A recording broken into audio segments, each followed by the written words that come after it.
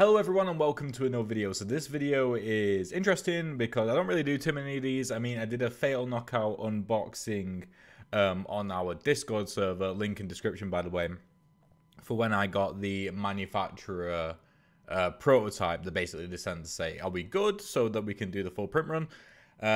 So I did that on Discord, but with this is a different beast. This is a very early prototype, so it looks really good. Something which we're trying to do is trying to up the quality of our prototypes during the whole development process, so we have a clearer picture of how the game's going to look in the final version, because like we deal with like a lot of cardboard and like paper versions and stuff like that, and just sort of low quality prototypes as we go throughout. And also we prototype a lot on Tabletop Simulator. I recently actually just did a blog post about Tabletop Simulator and why it's so good for prototyping and playtesting. I'll put the link to the blog in the description as well. But yeah, so we wanted to make sure that we had like a really clear understanding of how the game looks and plays and works on tabletop, especially as we're still relatively early in the development process. I say that it's been about 2 years since Biomass started to be worked on by Natalie Jones, designer, and it was, when was it now? I think it was January of last year, so just over a year since we started the publishing journey of doing Biomass. It might have been January, February, I can't quite remember. But yeah, anyway, we have a prototype now.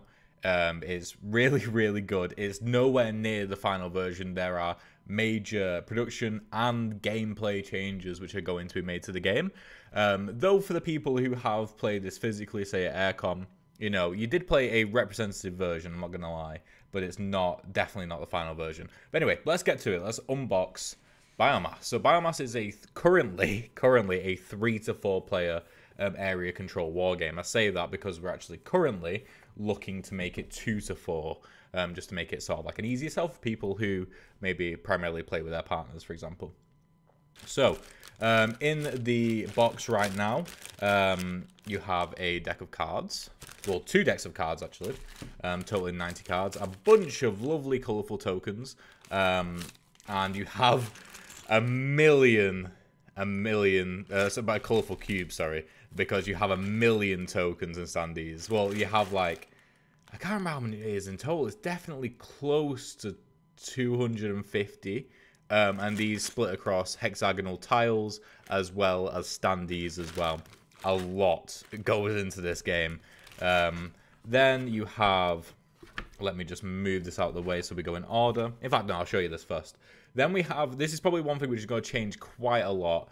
We have the player board that you play on. The reason why this is going to change quite a lot is just a bit of a behind the scenes of manufacturing. So we're currently looking to make it basically more efficient to ship this game, to make it cheaper for us, and then we can pass on the savings to you guys.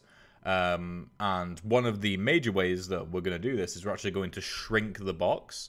So the box at the moment is 32 centimeters by 32 centimeters, or 320 millimeters by 320 millimeters. And is actually much more efficient to 285 by 285, so 28.5 by 28.5.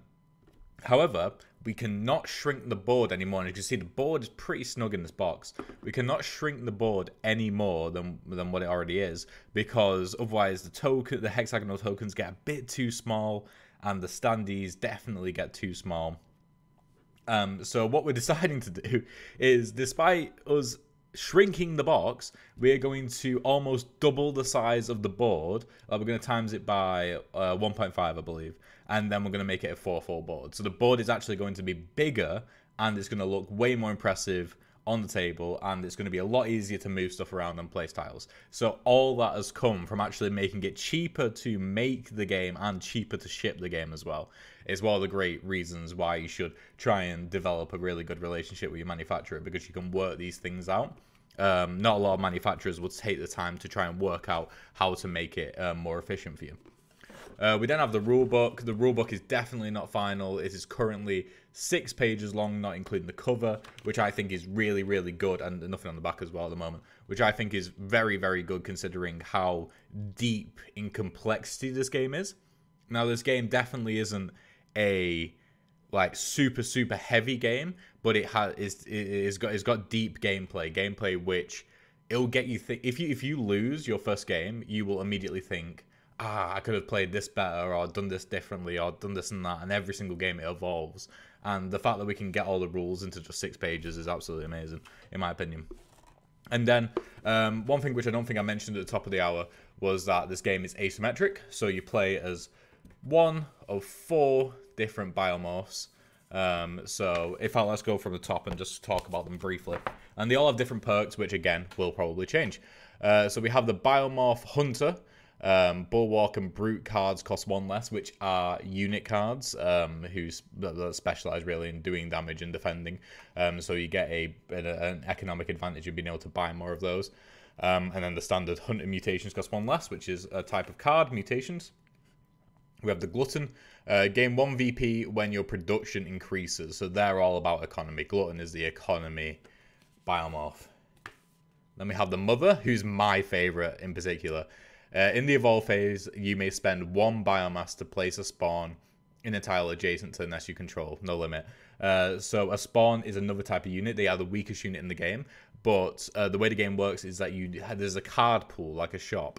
And you can only buy units if they are available in the shop. This negates that restriction for spawn in particular. So you can just, if you've got the resources, if you've got the biomass, which is the currency in the game, you can just spawn so many spawn all in one go. It's really, really fun. And then we have the Mutagen, which is like the wacky one. In your evolve phase, you may buy cards from the top of either discard pile. So yeah, they can bring stuff back from the discard pile and cost a discount, but it's I don't think there's a limit. You have to spend at least 1 biomass. So, for example, if a spawn is in the discard pile, like the unit, it costs 1 biomass. I don't think you can get it for free. You might be able to. I can't remember, actually, to be honest. But that's changed recently in the playtest. But yeah, so I will quickly show off a couple of standees. Let's just move that there. Can I grab a standee quite easily? I might be able to grab this one. So this is let me just move the piece down here. These are definitely not the final standee holders. These are something which we had to buy because they didn't come with the prototype. But as you can see here, not particularly well because of the camera. There's a little spawn guy. The art is amazing, I will say that. It's not appearing perfectly on the camera right now. That's a bit better, maybe. But yeah, that's a spawn. He's just a little guy, you know. Just a little guy. Let me see if I can find. I'll find the Bulwark. I won't get the Brute out because the Brute is definitely buried. But the Bulwark is like the mid-tier unit, and he's insane. He's so cool.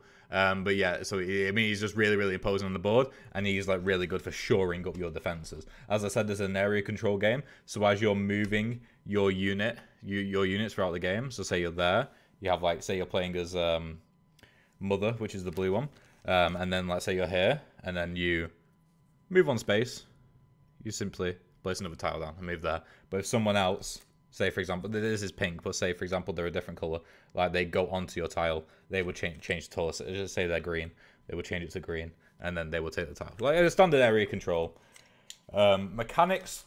But yeah, so that's what the standees and what the tiles look like. There are a bunch of different tiles, a bunch of different things you can do. This isn't a how to play video, it's just an unboxing video. One more thing that I've still got to show you, and I'll do it very quickly, so you can get on with the rest of your day, is I want to show some of the artwork on these cards because they are absolutely amazing. Sorry for hitting the mic constantly. So we have a Mutagen card, and so if you're familiar with King of Tokyo, the card system kind of works similar to that, in which you buy cards which either augment or improve your abilities or give you brand new abilities. And they're like mutations essentially, so they like to improve you over time. So as you can see, this is an economy card, this is a glutton card. You can buy cards from other biomorphs, affinities. It's just that each biomorph gets a discount for their particular color of cards. This is Ceaseless Hunger. Prey cards cost 1 less biomass for you. Prey is the main economy card in the game. This is an example of a unit card. So this is, like I was saying before, you actually gain units by buying unit cards in the shop. So when they get there, you can buy them and then they'll go on the board. This is a Bulwark card. This is what Prey looks like. This is the economy card in the game, so it increases your production by 1. So you spend 3 production to increase it by 1, and your idea is to, early game really, is to try and increase your production as much as possible. This is what a spawn card looks like. Very similar to the Bulwark, except different art to depict the spawn. And then I'll show you these 2 more. So this is Jagged Claws, which is a hunter card. So add 1 to the damage of each fight action you make. Fight action you make, sorry. So you have AP, action points, and whenever you do a fight action, which is to attack another opponent, you can add 1 damage. So, and then you have, finally, Volatile, which is a mutagen card. Mutagen cards are always really, really weird. They're really wacky. They're not necessarily more leaning towards RNG, but they're definitely not like a straight up like standard strategy each time. So this one says, draw the top card from the mutations deck, gain control of the drawn cards. So literally it's just buy this to get a random card, which I think is really cool. And each Biomorph, obviously, plays differently, and you can, you know, use them however you like and pick whichever ones you want based off your playstyle, really.